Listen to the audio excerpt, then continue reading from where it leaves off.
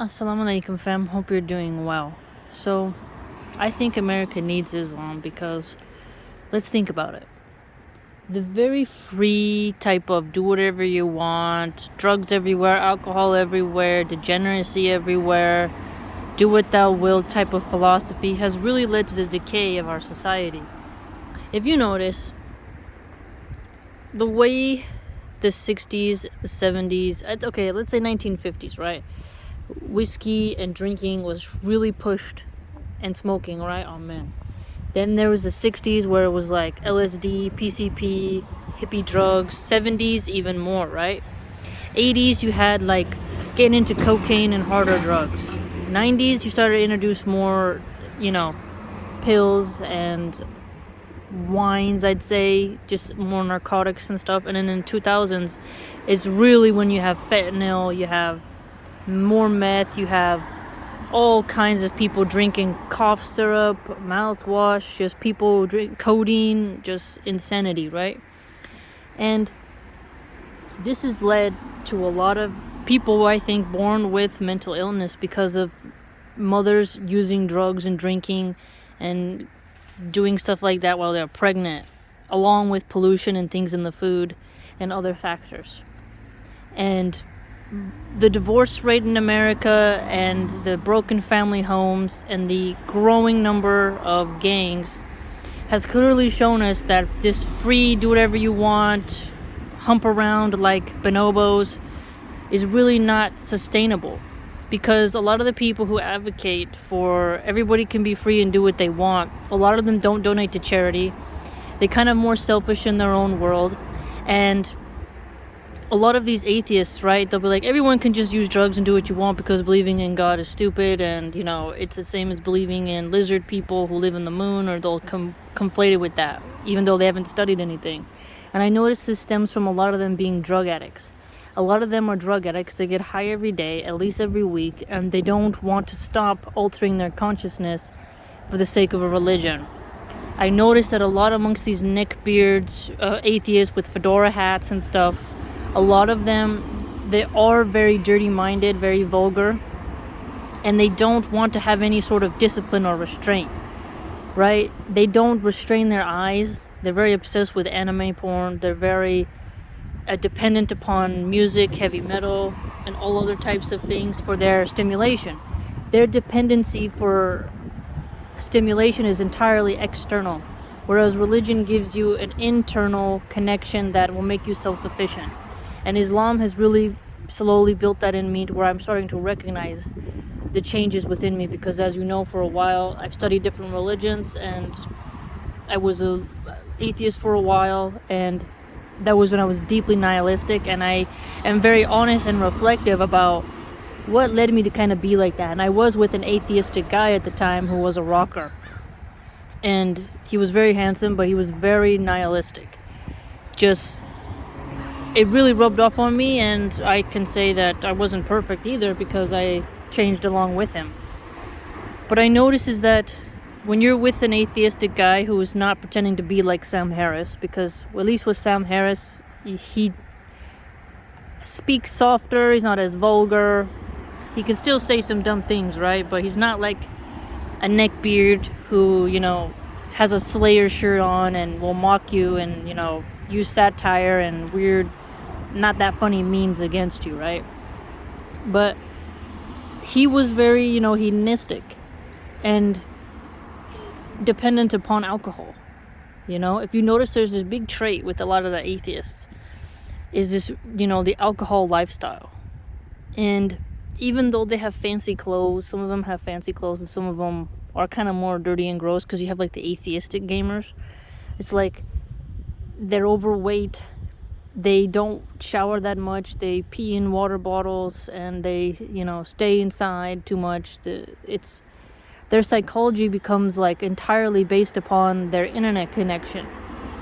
And in Islam, you have to make your schedule around discipline, right? You have to pray, you have to clean yourself, you have to want to be clean, you have to do ghusl, you have to do these sort of rites that require your organization and dedication. Whereas an atheist is kind of like more sloppy, slothy, some of them, not all of them, but follow me here. And it's a different type of attitude. There's the wealthy atheists who are more smug, right? And they're like, okay, well, I'm going to go out with this one girlfriend, I'm going to go out with that one girlfriend, I'm going to pay this hooker, I'm going to do this. And it just seems like they are heavily focused on the absurd forms of Christians, right? But then you notice how the atheists will slowly nudge towards Buddhism, because in Buddhism there isn't God. There's just a path, right? The wheel of life. It's a sort of, it's hard to explain. It's Buddhism and Hinduism is complicated, but this isn't about Hinduism. This is about Tibetan Buddhism. And there's no God in Buddhism. And no, they don't worship Buddha as a god, but they kind of overly go around his statue a lot. They say it's a remembrance to get into the meditative state and to completely exit your consciousness and, sit there in a dimension of nirvana, trying to get there, trying to visualize it with their guided meditation forms, things that they do.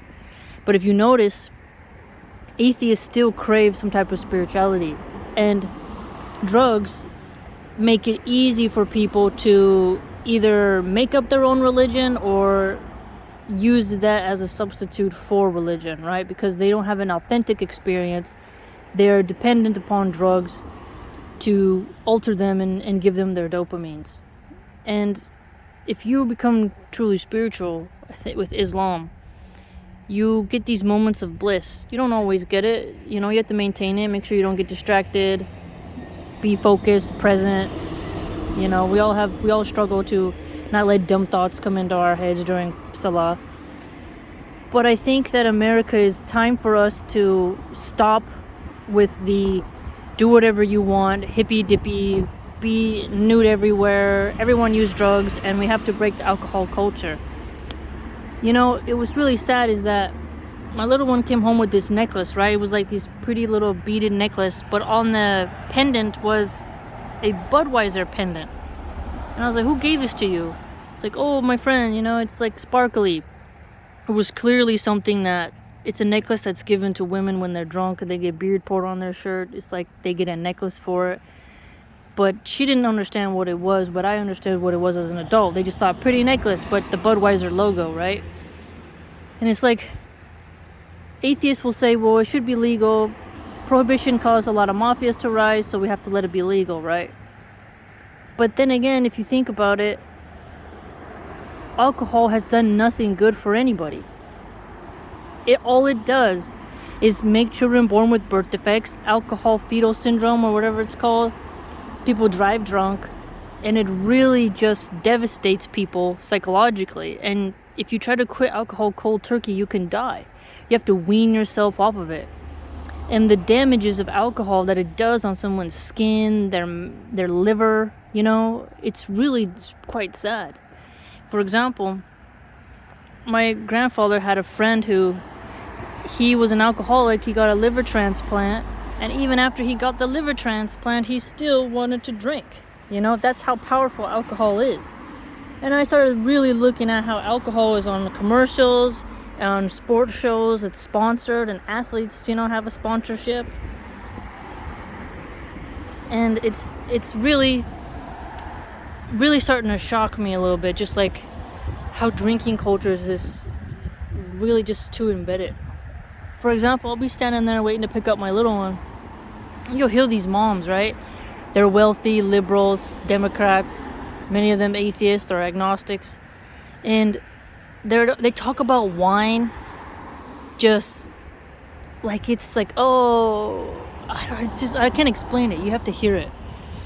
It's like the addiction to them. And remember, I've worked around alcohol. I've done bartending, and I've been working the restaurant industry. In almost every restaurant I worked in, I had to serve alcohol, and I had to study wine. I have books on wine. I had to learn about it because it was my job. I had to taste them, had to be able to describe it. I had to do, sommelier is like somebody who goes to the table and they open the wine for you. They tell you about the year, the vintage, the altitude, how the grape was grown. I had to do that, so I know a lot about wine. And then I had to read a book on bourbon, how it's made, whiskey, rum, all that. I had to learn. Don't remember everything now, because I haven't had to repeat it, but I had to study all that. And if you notice, even for people who work in restaurants like that, is we all can recognize how creepy some of the people become. Just the way the men act, and how you have to babysit them. And we bring more problems into our culture because of it. I can't tell you how many good managers I had who ruined their careers because they couldn't stop drinking at work. They were so bored with their life, no spirituality, and they always wanted to drink at work. They'd sneak it into a coffee paper cup, right? And you could smell the alcohol in their breath. And they're at work all day, and they drink to get a sort of perk. It's sad to watch. There was one chick. She was really good, man. She was all right. She would have been a good boss.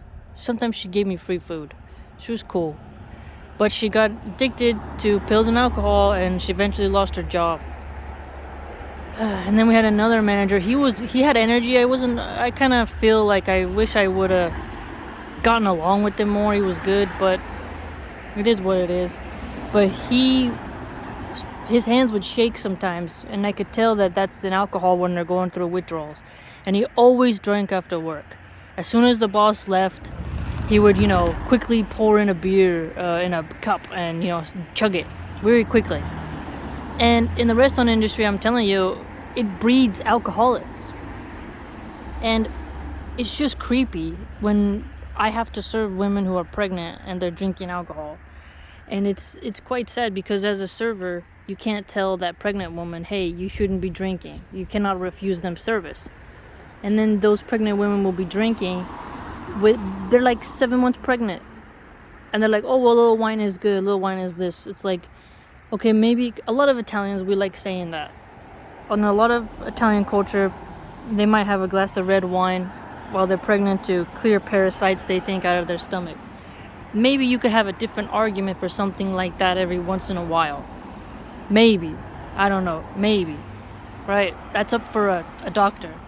But at the same time, a lot of these women who are wealthy liberal atheists would come on Saturday and Sunday, drink Bloody Marys and drinking cocktails while they're pregnant. And then some of them will be like, oh, I need my food to be organic. I need this, I need that. I need it to be locally sourced. I need it to be non-GMO. But at the same time, they're drinking alcohol while pregnant. And what is it doing? I think that's why we have so much mental illness now. Is because America has had drugs in this country heavily since the 1950s until now. And now we got all these people who are they need mental help. America needs more asylums. We need more mental asylums, and we got to start putting people away. And we got to stop celebrating it. Now remember, my mom has bipolar disorder, chronic depression, anxiety. She's deeply mentally ill, but that's because of years of trauma, drug abuse, and alcoholism, and other factors. And which is part of my point, is that this drug culture of intoxicants that we have in America, it hasn't done anything good for us. I really am starting to get tired of the way these atheists are always trying to justify that we need to just let everyone get high on drugs all the time, and then they don't help people recover. And I think it's quite shameful that Christians are so weak with their alcoholism, right? It's really like Christian men, especially if they're into football, into boxing, they drink a lot of beer. And it's like, what are you doing? They got fat beer bellies, and then they try to take steroids to get their muscles back. And then they're mad at Muslims and don't like them because Muslims are more disciplined and strict, most of them. But that's why I think America needs Islam, because we need to have strong masculine leaders again. We need a patriarchy. We can't have this weakness anymore. I mean, I'm a direct result of everything wrong with America. And now if you look at all these kids being born without parents and all these people looking to intoxicants to alter their consciousness to get out of the suffering, when Islam can give them structure, it can give them order, it can give them their purpose, give them community. And Allah tests us. If you become a real believer, Allah is going to test you, right? And that testing is one of the most deepest blessings. It's painful, right? It's painful, but it's good for you. And the whole area of Islam, its philosophy, its dogmas, everything, there's so much truth to it. The more I look at it and the more you really try your hard to follow it, you can understand. Like, Christians will speak in tongues, they'll dance around with snakes, they'll mumble words, they'll use instruments, and then you're like, wait a minute. And they're like Christian rock bands, and then you're like, this isn't like what St. Thomas Aquinas or St. Augustine said at all. Like, if you read that's why I like reading the Catholic scholars, that are like hundreds of years old. Like, the way they talk is much different than the way the Christians talk today. And you're like, that's part of the reason why Christianity got ruined. And I think Catholics made a huge mistake in allowing wine, and popes and cardinals and archbishops and archdeacons drinking wine is what led to their downfall, to them being relaxed and allowing decay and Satanism into their church. It crept in too much. That and making the priests be celibate who couldn't do it voluntarily. Because you can't be celibate and then mix in alcohol, right? Because the women are going to come. And, well, there's stories about Borgia Pope, the Spanish Pope, and about what he did. Just too much lust. So Islam, though, it's hard to adjust to. I'm doing it piece by piece. Not saying I'm perfect. But I'm really trying. And Allah will let it unfold in degrees, right? But America needs it, because I think we've mistaken civil rights, like freedom is like freedom of speech. You got all these different types of freedoms, but the drug freedom is too much. It's too much.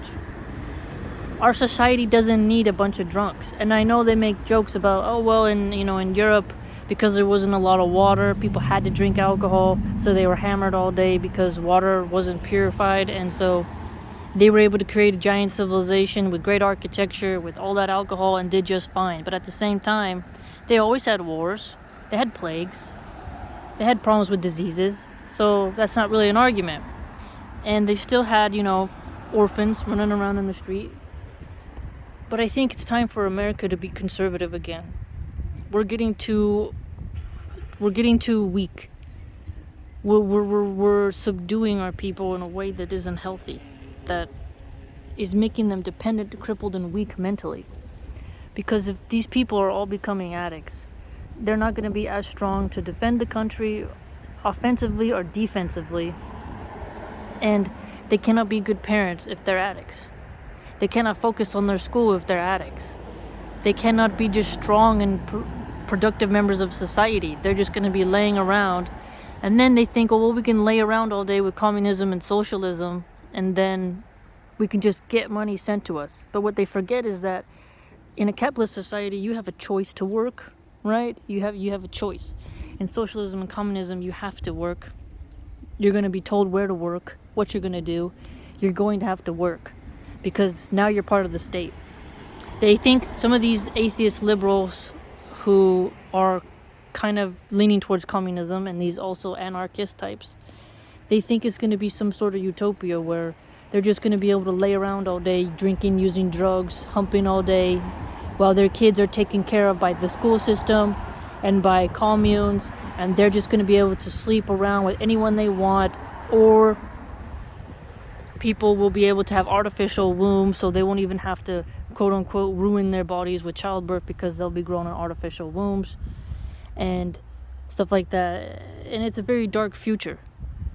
Islam has a solution of cutting out music, cutting out pictures, cutting out attachments, discipline, worshiping Allah, being steadfast, having strength, rewarding righteous men with women, and rewarding women with a safe man who is a sort of patriarchal chief and guider, so that they can be mothers and so that they can be whatever they want to be, but they'll have someone to look up after them, Because now it's like this drug sex culture has done nothing beneficial for us besides get people horny, spread STDs, create broken homes, and made people so sick and unhappy with this dunya that they have to rely on intoxicants. And then they're getting all these diseases, and their brains are becoming more screwed up, really. And they say, oh, you can't say that. No, I know what it's like to have to be raised by someone with mental illness, and it's hard, but drugs cause that. So if you're saying legalize all drugs and that God doesn't exist so we can do any type of drugs we want, it's, for the party of science as they claim, it's not very healthy, right? So I think Islam has solutions for us. Discipline. Some people, they don't like restraint. They want to be a sloth. They want to be lying around. But Islam doesn't let you do that. That's why I liked it when the Prophet said, in the hadith in Bukhari, I saw that if someone was intoxicated or someone was sloth-like, they didn't do their prayers, the men kind of beat them. It made them kind of get up and be strong. Now today, people just like, oh man, do what you want. I'll see you later. It's like, we've become so free that we're now lazy, passive, and weak, subdued, dependent upon narcotics, dependent upon shopping. It's just sick. We had a great country. If we wouldn't have had the slavery part, take out the slavery part. I wish that never happened. But think about like how great and rugged and free it used to be. Even though there's problems, right? People fighting with each other, land disputes. But men could be men. You could have a gun, you could have a farm, you could have land, you could have all types of stuff. But now it's like everyone has to absorb themselves into the digital world, be dependent on intoxicants, never see their kids. The internet's raising their kids. Hollywood is teaching your kid the new religion. The Hollywood actors who are insane, on drugs, plastic surgery nightmares, standing up there in their rich mansions and talking about how they're so victims and they've done, nothing for us at all, but they're worshipped like they're the new saints. People pay attention to them even though they're not guiders. And then actively tearing down people who tell you like, hey man, you should be strict, you should watch out for drugs, you should be careful. People don't like it, but we need it because Islam is like a patriarchal discipline machine in a way. We need that. Women crave it, and then when we don't get it, we become insane. We become cold dragons, just vicious, or really weird, like making up titles to feel special. That's what all this identity stuff is. It's like, I'm this, I'm that. It's just another way for them to market themselves and feel special when in reality they're still just the same person. So I think we have to fix that. We really have to fix that and analyze what we can do to reform areas slowly, especially areas that there's a great need for it. Because once we go past a certain stage, it's going to be hard to rebuild after that. I mean, it's dark, and that's why I think Islam is the medicine. Like, I saw one video a while back, a girl was twerking in front of her father and mother, trying to shock them. And the father, covered his face, but the father didn't, grab her by the hair and make her act like a mature, modest, virtuous woman. It's like the girls now are doing pornographic things in front of their fathers, while their mothers just covered their eyes. These liberals are making us weaker. I think there's just too much degeneracy. There's just too much. I mean, it's just really sad. All the broken families where these people, they don't have fathers, and then their mothers are gone. And then you have strong people coming in cartels and gangs who are like, okay, your parents are gone. They ignore you. You've been raised on the phone by Hollywood degenerates, and then they snatch them up, and then the cycle continues. If we break that cycle by introducing something better, such as Islam, I think we could help repair and reshape the country. Because there is no going back to what we had. But we can repair and rebuild in a better way. So for me, Islam is the antidote to the American decay that we're experiencing. But Muslims have to work on dawah. You have to get out there. You have to create YouTube channels. You got to do it. It's the medicine. This land is a beautiful land for now. Now, before all the anarchists burn it down. It's it's beautiful. This could be a very beautiful land for Muslims. And I think it's time that Muslims really work hard to colonize America, because America is decolonizing the East with bombs and drones and with Hollywood attacks. So I think, and social media censorship. So Muslims have to have more children and create pockets of Islamic communities and to do dawah extensively, because it's the medicine for America, who is sick and filled with cancer. The cancer of degeneracy and decay, hedonism, vanity. And there's good soil here. There's good weather. It could be a good place for Muslims. I think we should do it. What do you think, man?